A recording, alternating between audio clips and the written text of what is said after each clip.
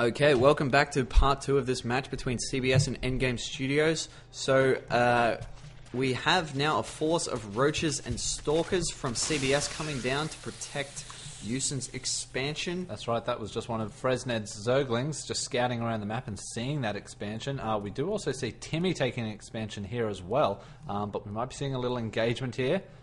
Although, no, the army running down the other ramp, so Endgame Studios might be able to take full advantage of that. They've got a real opportunity here to just pick off that expansion quite quickly. If they can rush in, just take it out, and then rush away, they might have a real chance here to snipe an expansion. But here we see CBS's forces pushing in from the top. They're trying to kind of flank this tank, but the Marines are coming back around. Position.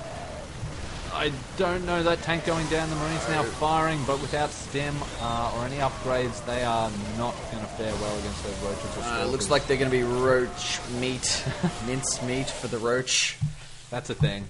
That's definitely a thing. And we do have Frezned who's morphing in a bunch of banelings right next to the nest, and a few of them do go off, but not quite enough to take the hatchery down. No, that's right. Unfortunately. And I am interested in seeing whether Endgame Studios saw this expansion or not. No, they did not with that scouting Zergling, so Endgame Studios not knowing about this secret Protoss expansion, but we do see a lot.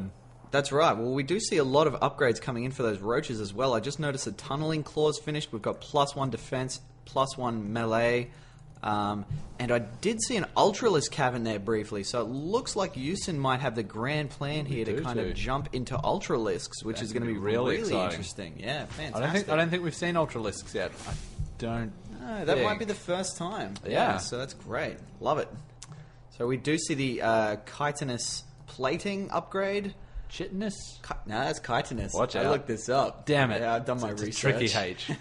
And we see the +2 upgrades coming there too. So it looks like we're going to have extremely strong, aggressive, upgraded Ultralisks here. We've got 3 morphing into the field now. Yeah. And I don't really see anything Endgame on this side to handle that. We've got a few Vikings there, which is good. If we saw Yusyn was going Broodlords, the Vikings would be ideal, but against the Ultralisks, not so handy. It's really the importance of scouting that Zerg when they get up to Hive Tech, because you've got 2 routes to go when you get to the Hive Tech. You've got Broodlords in the air, and you've got Ultralisks on the ground. And those Lings attacking outside of the range of those tanks. They can just draw that army back a little bit. There we go. The tank's engaging and now forcing CBS to retreat with that army. But Frezned losing a few too many Zerglings. I think a little bit more than he would have liked. Trying to sneak up into that front entrance, but getting denied as well. And there we go. We see. So we've got our first Ultra on the field. So we'll be interested in seeing whether Endgame Studios spot this and then what they do in response. I think this is a great move to crack that wall off. You know, the team wall off can be a really powerful thing, and as we saw with Endgame Studios, very, very tough to break into. Even if you do have a decent amount of forces, it really takes a combined team effort and then something extra. And especially when you've got Terrans with siege tanks up, it really takes something that can soak up a lot of damage. And in this case, the Ultralisks are perfectly capable. Ultralisks now have been revealed. So walking into this Griddler's army and Ultralisks making short work of those Marines and tanks. These Ultralisks are just clearing through. So we do see they've got 3-1 upgrade with the 2-2 almost completing. And a lot of Stalkers on the field for Timmy. So many Stalkers, and we might see a bit of a timed push here. We've got 3-4 more Ultralisks coming out onto the field.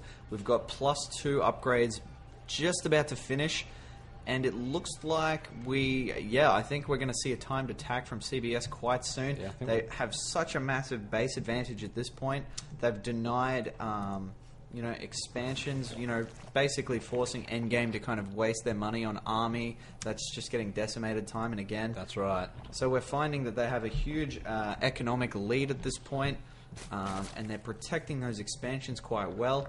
We do see a few Vikings on the field there, just sort of scouting around the edges, trying to find a hole in these defenses, but I don't think they anticipate the amount of Ultralisks that are on the field at the moment. I mean, no, and these Spore Crawlers in the base as well. If we look at the unit count, we have 9 Ultras on the field at the moment. That's really, really tough to deal with. Yeah, and I don't think Endgame have got anything really to deal with these Ultras. Like, I don't even know what Terran really wants. Terran ideally would have a ton of ghosts and could just snipe the hell out of those Ultras, but this is a lot of ultras. I think we'd want siege tanks and some ghosts in there, and marauders too. That would help tear through those.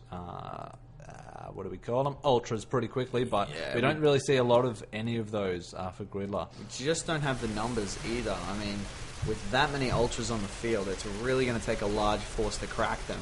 And Zerg really doesn't have the sort of the traditional death ball of the other races, but this is about as close as you come. When you've got this many ultras wandering around, that is really pretty an unstoppable force.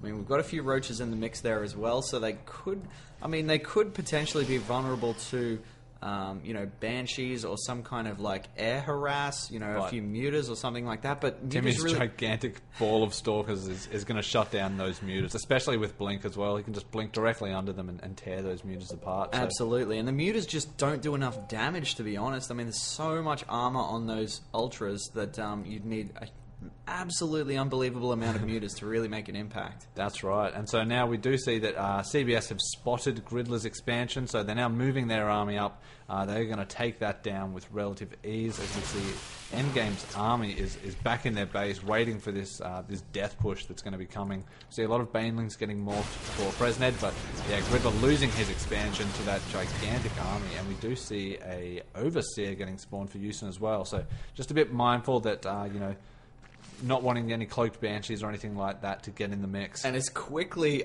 reclaimed that set of mineral patches for his very own. So he had his heart set on that spot. He did. He really wanted that one. Didn't want the back base. Nah, why would you? It's a back base. It's got a crap view. Exactly. It's down lower, prone to flooding. It's horrible. That's not good real estate. No.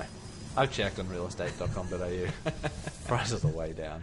Exactly. And we see more stalkers. So we do see this 3/3 armor for those for the Ultralisk getting about to complete, so close to completion. So I wouldn't be surprised if we see CBS waiting for those to complete and then pushing in for the final attack. So we do have that 5/3 or 3/3 armor now completed. I think we've got even more Ultralisks out in the field now. We've got 16 Ultralisks. That is just unbelievable. He must be maxed by now, is that right? 200. Totally 200. maxed. Against Frezned has got 60 supply with a bunch of burrowed banelings, but against an army size this large, I don't think it's going to be enough. And the Overseer provided temporary vision for those banelings as well, but it's just not going to be enough. So Timmy allowed Timmy to blink into the base, and now the blink stalkers tearing up the defense, and Yusyn's Ultralisk just ripping through everything they come across. Yeah, that's really just an unstoppable force here. So CBS really have taken that early economic lead they had and translated that into just a massive, unstoppable army. That's right. They were able to defend Endgame Studios' initial quite a few attacks that were so close to being successful, but some really nice defense from CBS managed to give them the win for this game. And then we see Frezned calling the GG, and that was a great game to watch. Griddler here completely mined out in his main, with his expansion almost up and running, but at this stage it is too late. And that's the game. So thank you very much for watching. We do find CBS took this series out 2-0, which put them up the top of the table. So thanks for watching. Make sure you follow us on Twitter, where we're at PlayWellCup, or visit the website at playwellcup.com.au. Thanks for watching. Thank you.